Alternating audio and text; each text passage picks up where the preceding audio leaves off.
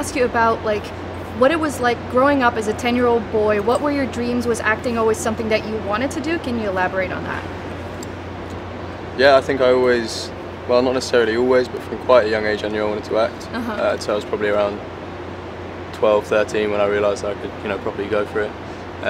From quite a creative family, so I think I was encouraged often to go for the thing that I enjoyed doing over the security aspect of that, job security. But I think that, yeah, I kind of always knew I wanted to do something creative. Acting was always a big passion of mine from a very young age. I think most actors will probably agree that as you kind of get older, you discover different things that you love about acting. I think it always starts off with just being able to entertain people or make your friends laugh, or quoting films, and then as you go on you find more and more things that you love about it, and the kind of passion grows.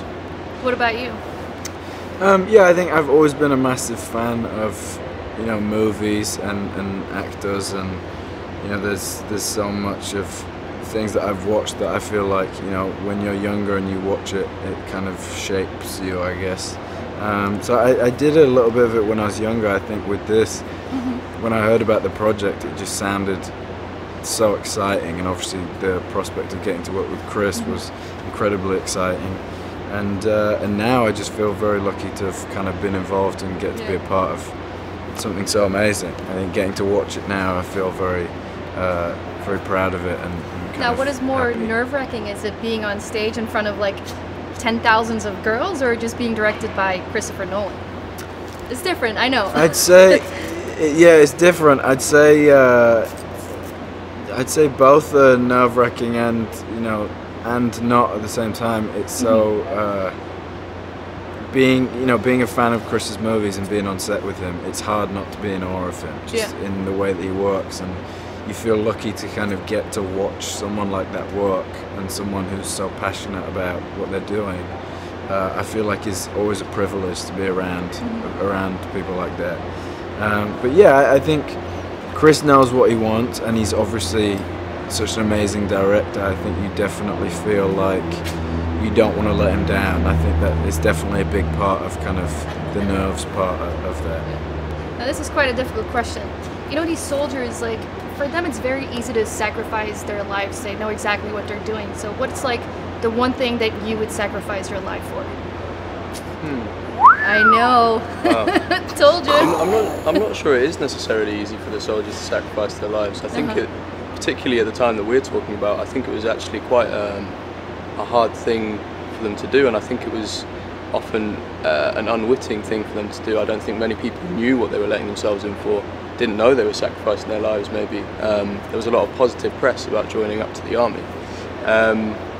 So yeah, I'm not sure it was necessarily an easy thing to do for them.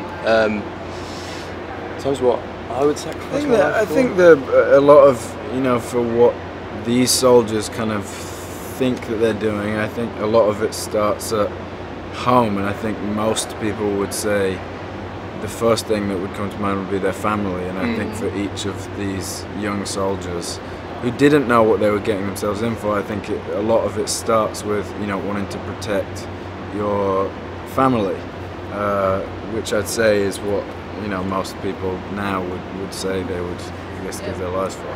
You didn't answer my question. You guys are really good. I did. Yeah, I think loved ones. I think that is the answer to the question. Yeah. I skipped around it.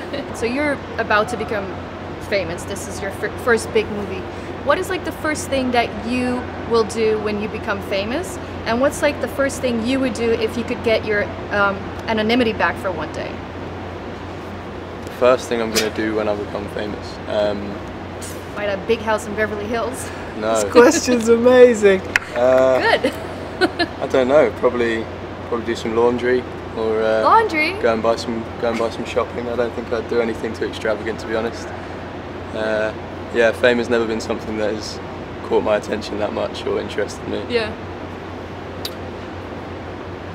I mean, I don't know really. I don't know. I